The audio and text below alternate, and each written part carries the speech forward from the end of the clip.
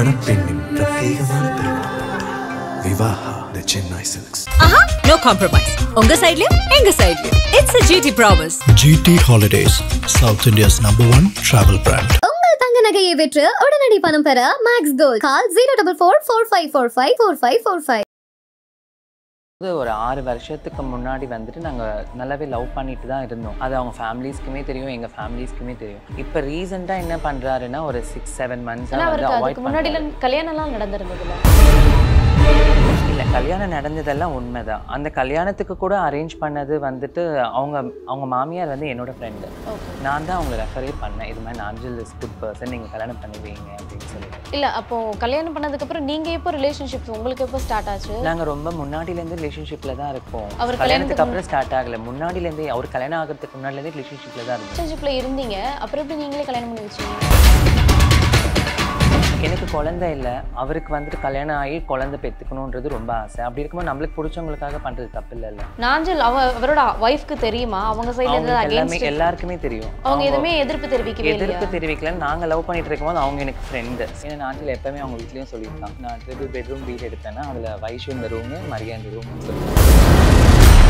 DGP ஆஃபீஸில் வந்து case கொடுத்துருக்காங்க. அவங்க இதுக்கு முன்னாடி எப்படி பழகுனாங்க அப்படிங்கிறது உங்களுக்கு தெரியுமாமா?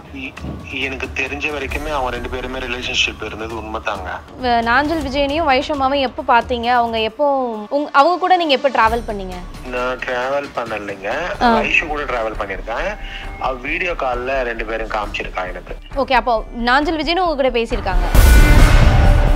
இல்லை, ரொம்பவே ஹர்ட்டிங்காக இருக்குது. என்ன மனதளவில் எல்லாருக்கிட்டையும் கன்ஃபர்மேஷன் பண்ணி தான் இதை ப்ரூவ் பண்ணணும். இப்போ நீங்கள் டிஜிபி ஆஃபீஸில் மனு கொடுத்துருக்கீங்க, என்ன எக்ஸ்பெக்ட் பண்ணுறீங்க? எனக்கு ஒரு நல்லதை எப்படி சொல்கிறதுனா, அவர் என் கூட பழைய மாதிரி பேசினா போதும். அப்படி இல்லை, அவங்க ஒய்ஃப் இல்லை, உங்களுக்கு வந்து அதிகாரப்பூர்வமாக நான் உங்களுக்கு ஒய்ஃப் ஆகிறேன் அப்படின்னா என் ஹஸ்பண்ட் நான் சொல்கிறத கேட்கணுன்னு தானே நான் நினைப்பேன். இல்லை, அவங்க நினைக்கிறதெல்லாம் கரெக்டு, நான் தப்பு சொல்லலை. பட் நானும் அவர் கூட ஒய்ஃபாக தானே இருந்திருக்கேன், மன ரீதியாகவும் உடல் ரீதியாகவும். இல்லை, அப்போ உங்களுக்கு அவர் தள்ளி போகிறாரு, நம்மளை யூஸ் பண்ணிக்கிறாங்களோ அப்படின்ற தாட்டெல்லாம் எனக்கு வந்திருக்கு. யூஸ் பண்ணிக்கிட்டு செக்ஷுவலி நம்மளை யூஸ் பண்ணிக்கிட்டு ரிஜெக்ட் பண்ணுறாங்களோ. கலாட்டா நேயர்களுக்கு வணக்கம். இன்னைக்கு காலையில் சின்னத்திரை நடிகர் நாஞ்சல் விஜயன் மீது விஜய் வைஷு விசாலி ஒரு புகார் ஒன்று கொடுத்துருக்காங்க. அவங்க கிட்ட தான் நம்ம இப்போ பேச போகிறோம். மேம், இது சம்மந்தமாக ஆரம்பத்துலேருந்தே என்ன நடந்துச்சு? நீங்கள் இப்போ என்ன புகார் கொடுத்துருக்கீங்க? இல்லை, நாங்கள் ஒரு 15 வருஷமாகவே நல்ல ஃப்ரெண்ட்ஸு. ஓகே. ஏன்னா அவர் சினிமா துறையில் ஸ்டார்ட் பண்ணும்போது நான் மூவிஸ் பண்ணிகிட்டு இருந்தேன், சீரியல்ஸ் பண்ணும்போது. அதுக்கப்புறமா இப்போ 2 பேருமே சின்னத்திரை நடிகர் சங்கத்தில் மெம்பராக இருக்கோம். நாங்கள் 2 பேருமே ஒரு நல்ல ஃப்ரெண்ட்ஸுன்றதும் எல்லாருக்குமே தெரியும். அப்படி இருக்கும் போது ஒரு 6 வருஷத்துக்கு முன்னாடி வந்துட்டு நாங்கள் நல்லாவே லவ் பண்ணிட்டு தான் இருந்தோம். அது அவங்க ஃபேமிலிஸ்க்குமே தெரியும், எங்கள் ஃபேமிலிஸ்க்குமே தெரியும். இப்போ ரீசெண்டாக என்ன பண்ணுறாருன்னா ஒரு 6-7 months அதுக்கு முன்னாடி கல்யாணம்லாம் நடந்திருந்ததுல? இல்லை, கல்யாணம் நடந்ததெல்லாம் உண்மைதான். அந்த கல்யாணத்துக்கு கூட அரேஞ்ச் பண்ணது வந்துட்டு அவங்க மாமியார் வந்து என்னோட ஃப்ரெண்டு. நான் தான் அவங்களை ரெஃபரே பண்ணேன், இது மாதிரி நாஞ்சல் இஸ் குட் பர்சன், நீங்கள் கல்யாணம் பண்ணுவீங்க அப்படின்னு சொல்லிட்டு. இல்லை, அப்போ கல்யாணம் பண்ணதுக்கப்புறம் நீங்கள் எப்போ ரிலேஷன்ஷிப் உங்களுக்கு எப்போ ஸ்டார்ட் ஆச்சு? நாங்கள் ரொம்ப முன்னாடிலேருந்து ரிலேஷன்ஷிப்பில் தான் இருக்கோம். அவர் கல்யாணத்துக்கு அப்புறம் ஸ்டார்ட் ஆகலை, முன்னாடிலேருந்தே அவர் கல்யாணம் ஆகிறதுக்கு முன்னாடிலேருந்து ரிலேஷன்ஷிப்பில் தான் இருந்தோம். ஓகே. இது அவங்க சைடில் யாருக்கும் தெரியலையா? எல்லாருக்குமே தெரியுங்க, அவங்க ஃபேமிலிஸ்க்கே எல்லாருக்குமே தெரியும். அவங்க என்ன நினச்சிட்டாங்கன்னா, கல்யாணம் பண்ணிக்கிட்டாங்கன்னா நான் விலகிடுவேன் அப்படின்னு நினச்சாங்க. ஓகே. பட் வந்துட்டு நான் உண்மையாக தான் அவரை லவ் பண்ணேன். அப்படி இருக்கும்போது அவருமே என்னை உண்மையாக தான் லவ் பண்ணிட்டு இப்போ லாஸ்ட் நீங்கள் ரிலேஷன்ஷிப்பில் இருந்தீங்க, அப்புறம் எப்படி நீங்களே கல்யாணம் பண்ணி வச்சிங்க? எனக்கு குழந்தை இல்லை, அவருக்கு வந்துட்டு கல்யாணம் ஆகி குழந்தை பெற்றுக்கணுன்றது ரொம்ப ஆசை. அப்படி இருக்கும்போது நம்மளுக்கு பிடிச்சவங்களுக்காக பண்ணுறது தப்பு இல்லைல்ல. ஓகே, அதுதான். சரி, இப்போ இந்த சம்மந்தமாக என்ன நடக்குது? நீங்கள் என்ன புகார் கொடுத்துருக்கீங்க? புகார் மனுவில் என்ன சொல்லியிருக்கீங்க?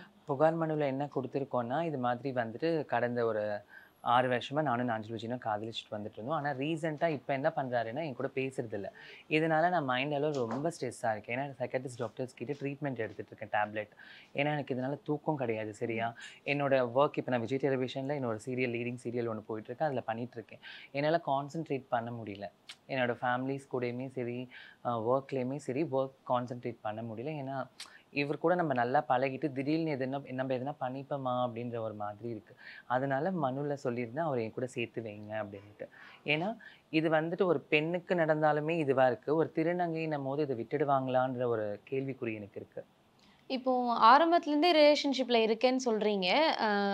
நாஞ்சில் அவரோட ஒய்ஃப்க்கு தெரியுமா? அவங்க சைடுல ஏதாவது அகைன்ஸ்ட் எல்லாருக்குமே தெரியும். அவங்க எதுவுமே எதிர்ப்பு தெரிவிக்கவே இல்லையா? எதிர்ப்பு தெரிவிக்கல. நாங்க லவ் பண்ணிட்டு இருக்கும்போது அவங்க எனக்கு ஃப்ரெண்ட் சிஸ்டரா பேசிட்டு இருந்தாங்க மரியா. அப்பவே தெரியும் நீங்க லவ் நாங்க லவ் பண்ணிட்டு இருக்கோம்னு தெரியும். அப்படி இருக்கும்போது கல்யாணம் பண்ணும்போது சரி ஓகே அவங்க நினைச்சிக்கிட்டு எங்களை வந்து கல்யாணம் பண்ணிக்கிட்டு ஃப்ரெண்ட் ஆயிடுவாங்க அப்படின்னுட்டு கல்யாணம் ஆனதுக்கு அப்புறம் ரெஸ்ட்ரிக்ட் பண்ண ஆரம்பிச்சாங்க மரியா. நீங்க வைஷு கூட பேசக்கூடாது, வெளியே போகக்கூடாது, டிராவல் பண்ணக்கூடாதுன்னுட்டு. அதனாலேயே கொஞ்சம் எங்களுக்குள்ள மனக்கசப்பாயிட்டு அப்பப்ப பேசிக்க மாட்டோம். நீங்களும் நாஞ்சில் விஜயனுமா? மரியாவும் நானும். நாஞ்சில் விஜயனும் ஆனா நானும் அதுக்கு அப்புறமே நீங்க கண்டினியூவா தான். இப்போ இது எங்க ஸ்டாப் ஆச்சு? எதனால ஸ்டாப் ஆச்சு அது எனக்கு தெரியல. அவர் சொசைட்டிக்கு பயப்படுறாரா இல்ல ஃபேமிலி மெம்பர்ஸ்க்கு பயப்படுறாரான்ட்டு. ஏன்னா இவ்வளவு நாளா நல்லா பழகிட்டு ஒரு 6-7 மாசமா என் நம்பர், இன்ஸ்டாகிராம் எல்லாத்துலயுமே பிளாக். என்னால நான் போய் எப்படி அவரை போய் அணுகணுன்றது கூட எனக்கு தெரியல. நான் அப்படி இருக்கும்போது தான் பிரபு கிட்ட வந்துட்டு நான் அட்வொகேட் கிட்ட போய் பார்த்தேன், பேசினேன் ஒரு 10 days முன்னாடி. அப்போ அவங்க சொன்னாங்க நீங்கள் வெயிட் பண்ணுங்க, நீங்கள் போய் கொஞ்சம் வெயிட் பண்ணுங்கள், சார்கிட்ட நான் பேசி பார்க்குறேன். இவர் பேசி பார்த்தாலுமே இல்லைங்க அப்படின்ற மாதிரி ஒரு பேச முடியாது எனக்கு அப்படின்ற மாதிரி சொல்லவுடனே சரி ஓகே நம்ம லீகலாகவே எதுவாக இருந்தாலும் போகலாம் அப்படின்னு சொல்லிட்டு தான் பிரபு கூட வந்துட்டு கமிஷன் ஆஃபீஸ்க்கு இன்னைக்கு போயிட்டு நாங்கள் கம்ப்ளைண்ட் ரைஸ் பண்ணியிருக்கோம். கமிஷன் ஆஃபீஸில் என்ன சொன்னாங்க? கமிஷன் ஆஃபீஸில் கண்டிப்பாக வெயிட் பண்ணுங்க மேம், நாங்கள் விசாரிக்கிறோம் அவரை கூப்பிட்டு அப்படின்னு சொல்லியிருக்காங்க. எந்தெந்த சந்தர்ப்பத்துலலாம் உங்களை அவாய்ட் பண்ணாரு அப்படிங்கறத நீங்க ஃபீல் பண்ணீங்க? ஷூட்டிங் ஸ்பாட்ல ஒரே ஹோட்டலில் தான் இருக்கும். நான் எதிரில் போவேன்னா பேசாமே போவார். அதே மாதிரி ட்ராவலில் ஷூட்டிங் ஸ்பாட்டில் எதனா நடக்குதுன்னா பார்த்துட்டு பார்க்காத மாதிரி போவார். இதே நாங்கள் எல்லாருமே ஒன்றா ட்ராவல் பண்ணியிருக்கோம். ஒரே பேசுறதுக்கு எதுவும் எஃபோர்ட் நான் பேச போனால் கூட மூஞ்சல் அடிச்ச மாதிரி பேசாமல் போயிடுறாருன்னா என்ன சொல்ல முடியும்? என் கூட கோ ஆர்டிஸ்ட் இருக்காங்க, என்ன கேட்க மாட்டாங்களா எதுக்காக இவர் இப்படி பண்ணுறாங்க அப்படின்ட்டு? இந்த மாதிரியான சிச்சுவேஷன். சார் இப்போ இந்த கேஸ் டீட்டெயில் பற்றி சொல்லுங்கள் சார். இன்னைக்கு புகார் கொடுத்துருக்கோம். இது கொளத்தூர் டிசிக்கு வந்து கமிஷனர் ஆஃபீஸ்லேருந்து ஃபார்வர்ட் பண்ணியிருக்காங்க. அங்கே என்கொயரி பண்ணதுக்கப்புறம் தான் நம்ம நெக்ஸ்ட் ஸ்டெப் என்ன மூவ் பண்ணுறதுன்றது தெரியும். இப்போ எதுவும் இதை வழக்கு பதிவு பண்ணியிருக்காங்களா இல்லை விசாரிச்சதுக்கப்புறம் தான் வந்து எஃப்ஐஆர் போடுவாங்க. ஓகே. இப்போ நீங்கள் இது சம்மந்தமாக போய் நாஞ்சில் விஜயன் கிட்ட கான்டாக்டோ எதுவுமே பண்ணலையா? அவர் ஃபோனே எடுக்கலன்றால என்ன ரிஜெக்ட் லிஸ்ட்டில் போட்டிருக்காரு. எது கால் பண்ணாலும் ரிஜெக்ட் லிஸ்ட்டு, மெசேஜ் இன்ஸ்டாவில் பண்ண முடியல, யார்கிட்டயாவது ஃபோன் வாங்கி நான் வைஷு பேசினாலே கட் பண்ணிடுறாரு. ஓகே. இப்போ இந்த மாதிரியான கேஸ் சம்மந்தமாக நிறைய கேஸ் நீங்கள் பார்த்துருப்பீங்க.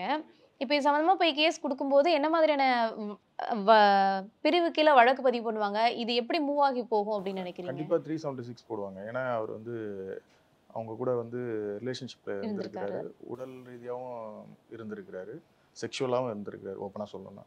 ஸோ அதனால் கண்டிப்பாக அதுக்கான செக்ஷன் கண்டிப்பாக போடுவாங்க. இப்போ இது அகைன்ஸ்டால்னா இவங்களுக்கு சாதகமா வரதுக்கான வாய்ப்பு எதுவும் இருக்கா? இப்போ அவங்க சைடுல பட்டிருக்காங்க, இவங்களுக்கு தான் சாதகமா எதா இருந்தாலும் மூவ் பண்ணுவாங்க. இப்போ ஓகே அப்படின்னு மூவ் ஆகும்போது என்ன மாதிரியான தண்டனை அவங்களுக்கு கிடைக்கும்? இல்ல இந்த வழக்கை பொறுத்த வரைக்கும் பாத்தீங்கன்னா அவருக்கு வந்து ஒரு 7 வருஷம் கூட கடுங்கால தண்டனை கிடைக்கிறதுக்கு வாய்ப்பு இருக்கு. பட் இப்போ இவங்க தண்டனை நோக்கி நகரல. தண்டனை மியூச்சுவலா இவங்க வந்து இல்ல வழக்குல சொல்றேன், இவங்க மனநிலைமை என்னன்னா அவர் என்கிட்ட பழைய மாதிரி பேசிட்டு அட்லீஸ்ட் ஒரு ஃப்ரெண்டாச்சும் இருக்கணும் அப்படின்ற மாதிரி ஃபீல் பண்றாங்க. அவங்க மரியா கிட்ட நீங்க காண்டாக்ட் பண்ணீங்களா? இல்ல மரியா கூட நான் பேசுறதே இல்ல, ரொம்ப நாள் ஆயிடுச்சு. ஓகே. ஏன்னா ரீசெண்டா சின்னத்திரை நடிகர் சங்கம் அந்த பதவியேற்பு விழால கூட போயிருந்தேன். அவங்க என்ன பார்த்தாலே திரும்பிக்கிறாங்க. நான் எதுவும் அங்க நாஞ்சில் விஜயன் வந்திருந்தாரு. அவர் அங்க வரல. அப்ப அவர் ஊர்ல ஷூட்டிங்ல இருந்தாருன்னு நினைக்கிறேன். வேற ஒரு ஃப்ரெண்டோட போன்ல ஸ்டேட்டஸ் பார்க்கும்போது தெரிஞ்சது. பொள்ளாச்சி போயிருந்தாரு. இப்போதைக்கு உங்க மனநல அவர் பேசினா போதும் அப்படிங்கிற மாதிரி இருக்கு. பேசி என் கூட பழைய மாதிரி இருந்தாருனாலே போதும், எனக்கு சந்தோஷமா இருக்கும். வேற என்ன தேவை இருக்கு போது சொல்லுங்க? நான் அவர்கிட்ட காசுக்காக பழகலை, பணத்துக்காக எதுக்குமே கிடையாது. என் கூட பழைய மாதிரி அவர் பேசினாலே நல்லது. என்னோட கேஷே அவர்கிட்ட இருக்கு ஒரு 3 lakhs கிட்ட. இப்போ ஆரம்பத்துலேருந்து நீங்கள் அவரோட மேரேஜ்க்கு முன்னாடிலேருந்து ரிலேஷன்ஷிப்பில் இருக்குன்றீங்க. அப்போ நல்லா தானே இருந்துச்சு? மேரேஜுக்கு அப்புறமும் நல்லா தான் இருந்தது. இப்போ திடீர்னு அவர் ஸ்டாப் பண்ணுறதுக்கு நீங்கள் ஏதாவது யோசிப்பீங்களா? ஒருவேளை இந்த காரணமாக இருக்குமோ அப்படின்னு ஏதாவது ஒரு யோசனை இருக்கும்ல உங்களுக்கு? இல்லை, இந்த யோசனைலாம் என்னால் தெரியல. ஏன்னா முன்னாடியே இப்போ நடக்கிற மாதிரி தான் எல்லாத்துக்கும் போகிறோம், ஷூட்டுக்கு போகிறோம். அங்கே தெரிஞ்சவங்களுக்கும் தெரியும், என்னோட ட்ரான்ஸ் கம்யூனிட்டிலையும் தெரியும் நாஞ்சிலனோட பாய் ஃப்ரெண்டுன்னுட்டு. இப்போ நீங்கள் சொன்னீங்கன்னா கூட ஒருத்தங்களுக்கு கால் பண்ணி வேலூருக்கு நாங்கள் ஒரு வாட்டி போயிருந்தோம். அந்த டிரான்ஸ்ஜெண்டர் வீட்டுக்குலாம் போயிருக்கோம், எங்கள் மம்மி வீட்டுக்கு பூஜான்னு சொல்லிட்டு. நீங்கள் கால் பண்ணி பேச சொன்னால் கூட அவங்களுக்கு சொன்னால் சொல்லுவாங்க. ஓகே பேசுங்க தாராளமாவா. என்னோட ஃபோன் கொஞ்சம் கொடுங்க. ஏன்னா அப்படி இருந்த ஒரு பர்சன் திடீர்னு வந்து இல்லைங்க சொசைட்டி எனக்கு இதுவாக இருக்குது, சொசைட்டி பயமாக இருக்குது, கல்யாணம் இருக்குன்னா அது முன்னாடியே தெரிஞ்சு தானே பழகணும். அப்போ ஒரு திருநங்கைன்றதுனால பண்ணுறது எவ்வளோ தப்பான விஷயம். எனக்கும் மனசு தானே இருக்குது. மம்மி பாம்படுத்துங்க மம்மி. நான் நல்லா இருக்கேன், நீங்க எப்படி இருக்கீங்க? நல்லா இருக்கேம்மா. மம்மி நான் இங்க கலாட்டா மீடியா இன்டர்வியூக்கு வந்திருக்கேன். ஒரே நிமிஷம், இல்ல ஆங்கர் உங்ககிட்ட பேசணும்னு சொன்னாங்க. ஒரு நிமிஷம் கொடுக்கட்டுங்களா? அம்மா வணக்கம்மா. வணக்கங்க. அம்மா இப்போ வைஷு வந்து நாஞ்சல் விஜயன் மேல கேஸ் கொடுத்துருக்காங்க, உங்களுக்கு தெரியுமா? தெரியாதுங்களே. அவங்க 2 பேரும் ரிலேஷன்ஷிப்ல இருந்தாங்க இதுக்கு முன்னாடி. இப்போ அவர் வந்து அவங்களுக்கு சரியா ரெஸ்பாண்ட் பண்றதில்ல அப்படின்னு சொல்லிட்டு டிஜிபி ஆஃபீஸ்ல வந்து கேஸ் கொடுத்துருக்காங்க. அவங்க இதுக்கு முன்னாடி எப்படி பழகுனாங்க அப்படிங்கிறது உங்களுக்கு தெரியுமாமா? எனக்கு தெரிஞ்ச வரைக்குமே அவங்க 2 பேருமே ரிலேஷன்ஷிப் இருந்தது உண்மைதாங்க. ஓகே. நல்லா க்ளோஸா தான் இருந்தாங்க, நல்லா பேசிப்பாங்க. அவங்க அவங்க அவங்க 2 பேரும் ஒண்ணா போய் அவளோட மொபைல்லாம் கூட மிஸ் ஆயிருக்கு, ஐபோன். ஓகே. என்கிட்டயே பேசியிருக்காப்ல நாஞ்சல் விஜயன் தம்பி. ஓகே. நீங்க நாஞ்சல் விஜயனையும் வைஷமாவையும் எப்போ பார்த்தீங்க? அவங்க எப்போ அவங்க கூட நீங்க எப்போ டிராவல் பண்ணீங்க?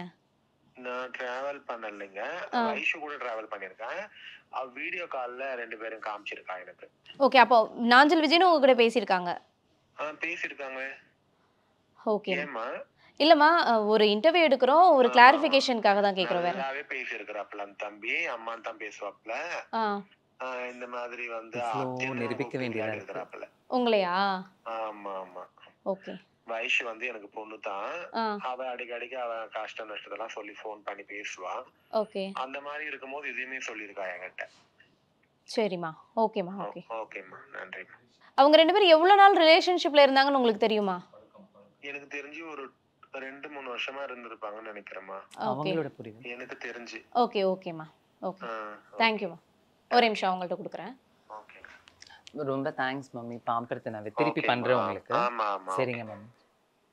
அவங்களுக்கு தெரிஞ்சு அப்படி அப்ப நிறைய பேருக்கு இன்னும் யாருக்கோ தெரியும். இப்போ ஒரு சார் பார்த்தாங்க ஆங்கர், அவர் கூட என்ன சொன்னாரு, இன்னொருத்தவங்க தெரியவே நாஞ்சல் விஜயன் கொஞ்ச நேரத்துக்கு முன்னாடி பார்த்ததுல தெரியவே தெரியாதுன்னு ஸ்டேட்மெண்ட் கொடுத்துருக்காரு. எனக்கு இதெல்லாம் கேட்கும்போது ரொம்ப கஷ்டமா இருக்குங்க. இல்ல இப்போ இது உங்களுக்கு மனசளவுல எந்த மாதிரியான பாதிப்பை ஏற்படுத்துது? இல்ல ரொம்பவே ஹர்ட்டிங்கா இருக்கு. என்ன மனதளவுல எல்லார்கிட்டயும் கன்ஃபர்மேஷன் பண்ணி தான் இதை ப்ரூஃப் பண்ணுமான்னு எனக்கு தெரியல. புரியுது. இப்போ நீங்க இந்த சம்பவத்துல என்ன எதிர்பார்க்குறீங்க அரசு கிட்ட இருந்து? மீன் இப்போ நீங்க டிஜிபி ஆஃபீஸ்ல மனு கொடுத்துருக்கீங்க, என்ன எக்ஸ்பெக்ட் பண்றீங்க? எனக்கு ஒரு நல்லதை எப்படி சொல்றதுன்னா, அவர் என் கூட பழைய மாதிரி பேசினா போதும்.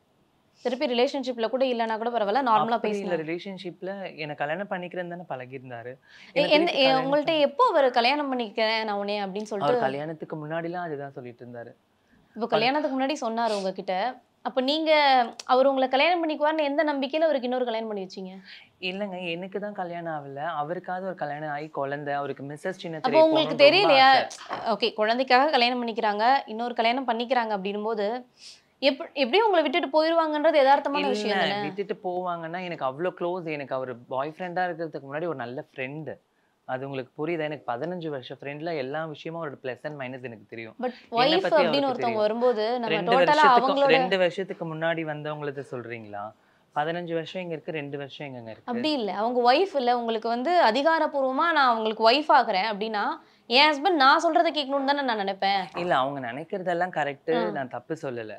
பட் நானும் அவர் கூட வைஃபா தானே இருந்திருக்கேன், மன ரீதியாவும் உடல் ரீதியாவும். நீங்க கடல் இதுல அக்செப்ட் பண்ணிக்கிறோம், பட் நீங்க பண்ணி வச்சதே தவறு அப்படின்னு நீங்க உணரலையா? இது தவறு கிடையாதுங்க. அவர் இப்போ நீங்க எக்ஸாம்பிள் வேற யாரு கூட பேசுறீங்கன்னா, ஒரு பையன் ஒரு பொண்ணு கூடயே தான் பேசுறானான்றது தெரியாது.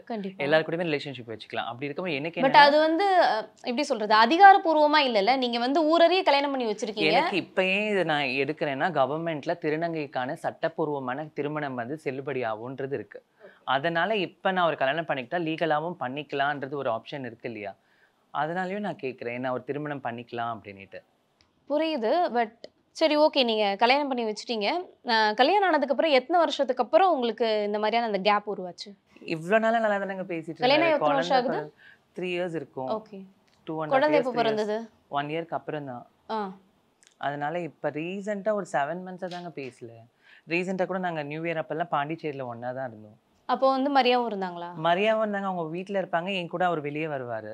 அவங்க கூட தான் வருவாங்க அப்படின்றது மரியாக்கு தெரியும்? தெரியாது. எப்படி தெரியும்? எப்படி சொல்லிட்டு வருவாங்க?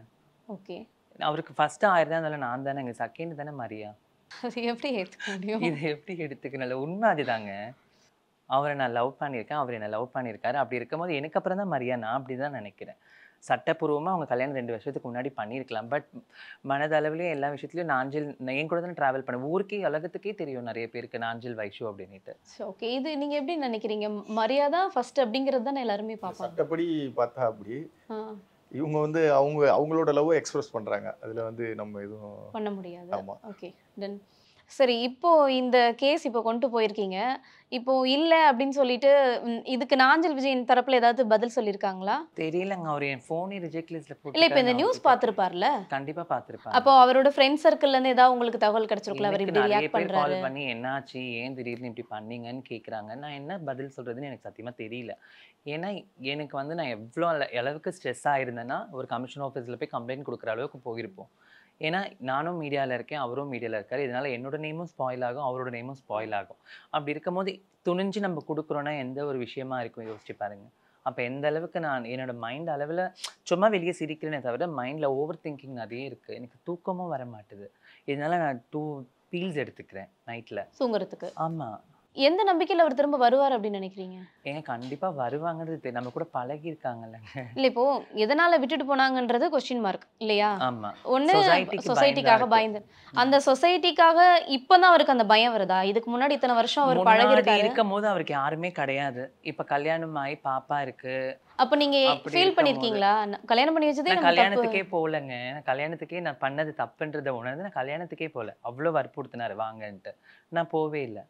இல்ல இப்போ நீங்க எத்தனை வருஷமா லவ் பண்றீங்க? 7 years. 7 years-ஆ லவ் பண்றீங்க. குழந்தைய அடாப்ட் பண்ணி கூட வச்சுக்கலாம்ல? இல்ல குழந்தைய அடாப்ட் பண்ணிக்கலாம். இருந்தாலும் யார் குழந்தையும் அடாப்ட் இல்ல இப்போ பண்ணிக்கிறதுக்கு சயின்டிஃபிக்கா அதுக்கெல்லாம் நிறைய நம்மளோட குழந்தையே நம்ம வந்து வாடகை தாய் மூலமா பண்ணிக்கலாம். பெத்துக்கலாம். அதெல்லாம் ஃபாரின் கண்ட்ரீஸ்ல சாத்தியம். தமிழ்நாட்டுல கிடையாது. அப்படிலாம் இல்லையே. யார் சொன்னா? கிடையாது. அந்த அதாவது யார் பேரண்ட்னு தெரியாம கவர்மெண்ட் பாதுகாத்துக்கும் நம்ம அந்த மாதிரி பெத்துக்கலாம் பண்ணுவாங்க. குழந்தை. நீங்க சொல்றது கரெக்ட். பட் நான் போய் அதை கேட்கும்போது டிரான்ஸ்ஜெண்டர்ன்றதுனால ரிஜெக்ஷன் பண்ணுவாங்க. மெயின் ரீசன் இதுதான். ஏன்னா திருநங்கை எதுக்கு ஒரு குழந்தைய வளர்க்குறாங்க அப்படின்ற மாதிரி தப்பான கொஸ்டின் மார்க். திருநங்கை குழந்தைய வளர்த்தாலும் தவறுன்ற மாதிரி தான் ப்ரொஜெக்ஷன் பண்ணுறாங்க.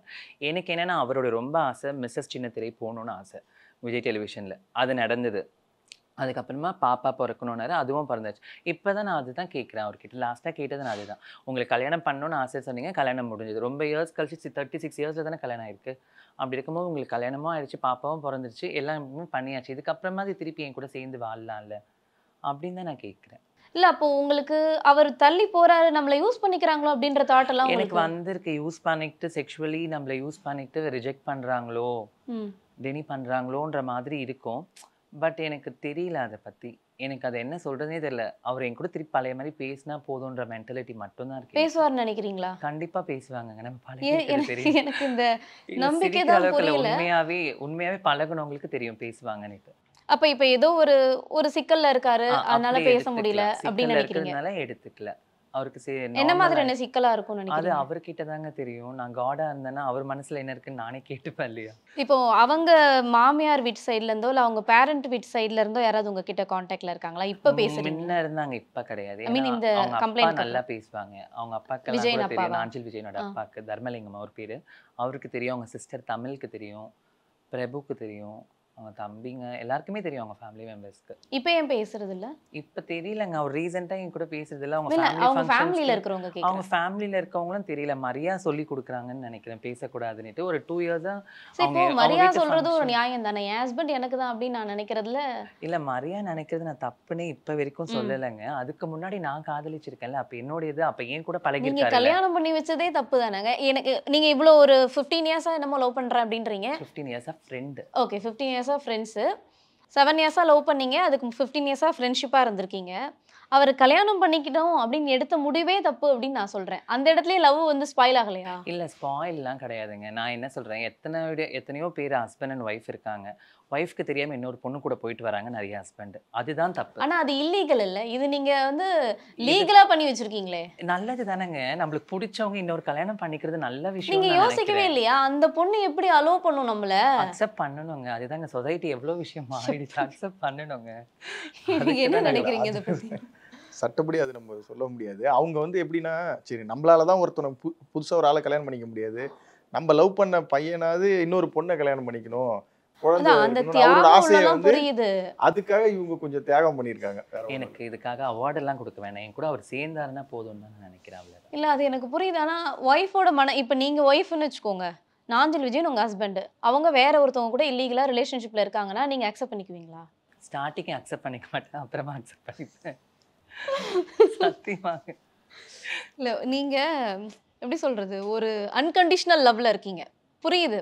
பட் இருந்தாலும் ஆஸ் அ ஒய்ஃபா இருந்து பார்க்கும்போது எனக்கு என் ஹஸ்பண்ட் நான் யாருக்கும் கொடுக்க மாட்டேன் அப்படின்னு தான் அந்த பொண்ணு நினைக்கும். நீங்க சொல்ல வர்றது என்னன்னா ஹஸ்பண்ட் இல்லீகலா எப்படி வேணா இருந்துக்கலாம், கண் பார்வைக்கு இருக்க அப்படி சொல்லல. அது எப்படி நான் சொல்ல முடியும்? இல்லீகலா இருந்தா தெரியாத வரைக்கும் தான் அதுவுமே பிரச்சனை இல்ல, தெரிஞ்சதுக்கு அப்புறம் அதுவுமே பிரச்சனை ஆகும்ல. இப்ப தெரிஞ்சதுக்கு அப்புறம் உங்களுக்கு பிரச்சனை ஆகுது. நான் வந்து இப்போ அது தப்பு ரைட் அப்படிங்கிற இது டிபேட்க்கு வரல.